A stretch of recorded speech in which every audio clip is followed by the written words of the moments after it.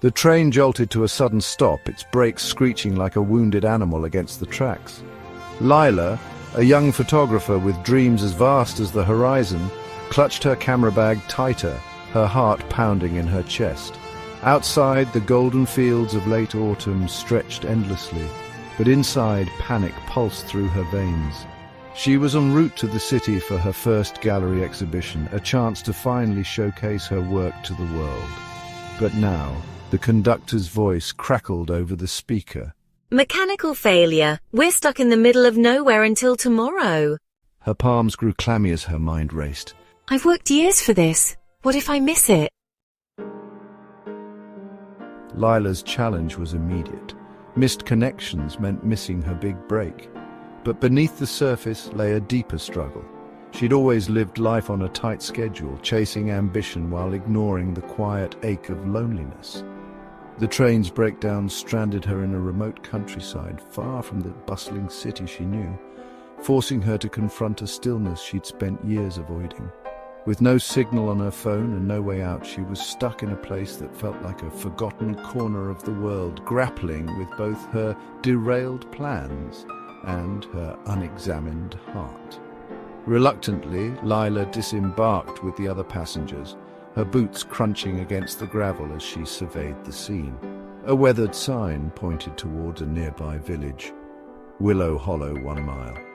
With no other choice, she slung her bag over her shoulder and started walking, the cold wind tugging at her scarf. The village emerged like a painting, stone cottages with ivy-clad walls, smoke curling from chimneys, and the distant sound of laughter spilling from a tavern. Inside the tavern, Lila met Old Man Tobin, a grizzled farmer with eyes like storm clouds and a voice warm as the hearth. He offered her a mug of cider and a story. Last year, a flood washed out our bridge. We thought we were done for, cut off from the world, but we rebuilt it, together. His tale of resilience stirred something in Lila, though she brushed it off, still fixated on her exhibition. That night, restless in a borrowed room above the tavern, she wandered outside with her camera. The stars blazed brighter here than she'd ever seen, and she snapped a photo, then another. A young girl, Mara, appeared, her braids bouncing as she tugged Lila toward a barn. Come see the festival prep. Inside, villagers were crafting lanterns from tin and glass, their hands deft and faces alive with purpose. Mara handed Lila a hammer, and despite her initial hesitation, she joined in, hammering a star-shaped pattern into a tin sheet. Her hands shook at first. Years of clicking shutters hadn't prepared her for this, but soon she found a rhythm. The villagers' chatter filled the empty spaces in her chest, and for the first time in ages, she felt part of something bigger than herself. The next morning, a setback.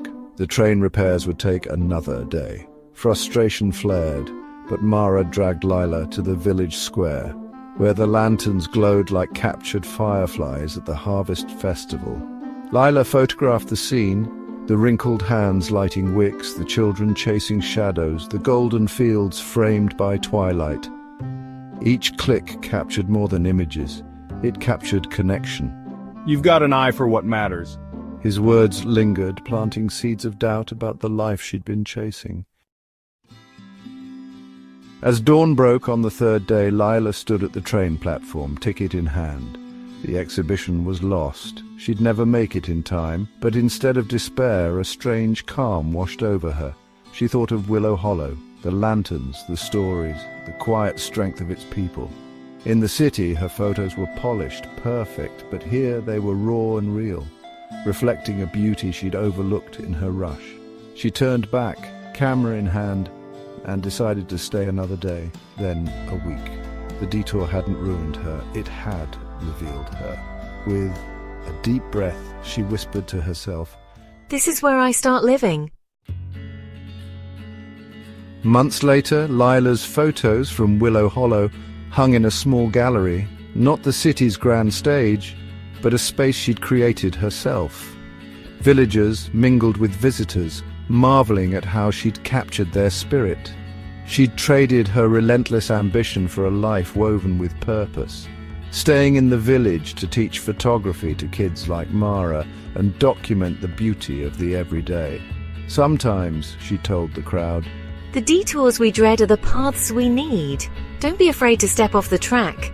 You might find where you truly belong. her journey urges us all to embrace the unexpected, to seek the lessons hidden in life's twists, and to grow into the people we're meant to be.